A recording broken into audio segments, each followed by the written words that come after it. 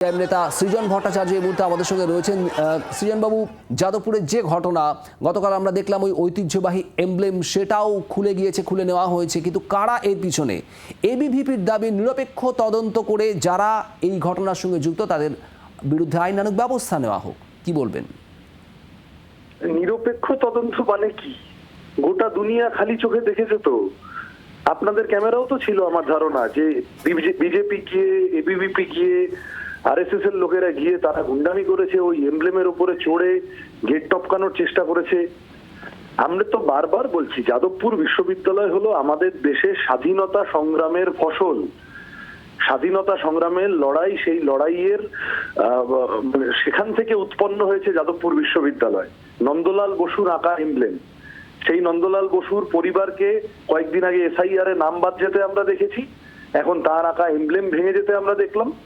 যারা নেতাজি সুভাষচন্দ্রকে গুন্ডা মনে করে, যারা সুকান্ত ভট্টাচার্যের ছবিতে জুতো ঝোলায়, যারা সিধু কানু থেকে তিতুমির সবার মূর্তি ভাঙে, ন্যাচারালি সেই একই অববাহিকায় তারা নন্দলাল বসুর আঁকা এমব্লেম এবং স্বাধীনতা সংগ্রামের ফসল যাদবপুর বিশ্ববিদ্যালয় তাকে অপমান করেছে, এমব্লেম ভেঙেছে।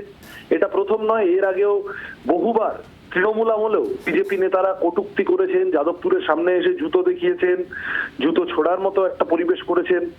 তা যাদবপুর সম্পর্কে ঘৃণা, কারণ যাদবপুরের ছেলেমেয়েরা প্রশ্ন করে এবং সেই প্রশ্নের উত্তর ওনাদের কাছে থাকে না। একেবারে এবিভিপি করেছে এবং নিরপেক্ষ তদন্ত বিজেপি সরকারে আছে আর এবিভিপি করেছে। এই নিরপেক্ষ তদন্তের কি হবে সবাই জানে, সুতরাং ওই জন্যই ওরা ওই দাবিটা করছে। সৃজনবাবু ধন্যবাদ। আর এই মুহূর্তে আমাদের সঙ্গে রয়েছেন রাজ্য বিজেপির প্রধান মুখপাত্র দেবজিৎ সরকার। দেবজিৎ বাবু, আপনি শুনছিলেন সৃজন ভট্টাচার্যের বক্তব্য। এই যে এমব্লেম, ঐতিহ্যবাহী যাদবপুরের এমব্লেম বিশ্ববিদ্যালয়ের, সেটা ভেঙে গেছে, খুলে গেছে, এবিভিপির তরফে নিরপেক্ষ তদন্ত দাবি করা হচ্ছে, যদিও সৃজন ভট্টাচার্যের দাবি এবিভিপি এই ঘটনার সঙ্গে যুক্ত। কি বলবেন? অখিল ভারতীয় বিদ্যার্থী পরিষদের তরফ থেকে আপনারা যেটা বললেন, যারা বলছেন যে এই ঘটনার সঙ্গে তারা দায়ী নয় এবং তারা নিরপেক্ষ তদন্ত চাইছেন এবং চাপানুতর চলছে। নিরপেক্ষ তদন্তের দাবি যারা জানিয়েছেন তাদের সদিচ্ছা সম্বন্ধে সন্দেহ প্রকাশ করতে পারছি না। নিরপেক্ষ তদন্ত হওয়ার পরেই বলা যাবে যে কারা আদপে করেছেন, যারা ওখানে করেছেন তারা কারা ছিলেন। এবং এই প্রথম কথা হচ্ছে, এই ধরনের সমস্যার উদ্ভব যারা ঘটিয়েছেন, কেন এই ধরনের সমস্যা তৈরি হলো, কিভাবে হলো, কে জিবি দেখেছিল, তার জিবি ডাকার কি প্রয়োজনীয়তা ছিল, যেখানে কিনা এই ধরনের জিবি ডাকার কোনো ব্যবস্থা বা পরিস্থিতি যেখানে বন্ধ রাখা ছিল যতদূর আমরা জানি। সুতরাং এগুলো সবকিছুই খতিয়ে দেখা দরকার। নকশালপন্থীরা যাদবপুরের পরিবেশকে প্রচন্ডভাবে খারাপ করেছেন, এটা সবাই জানে।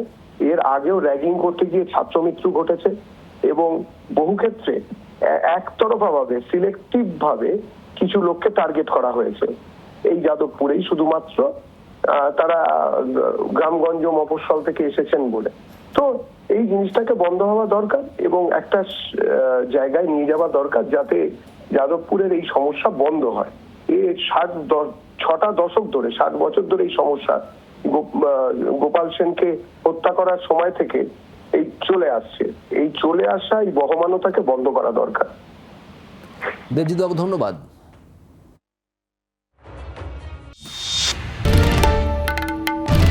বাংলার আওয়াজ, বাঙালির আবেগ, জি 24 ঘন্টা।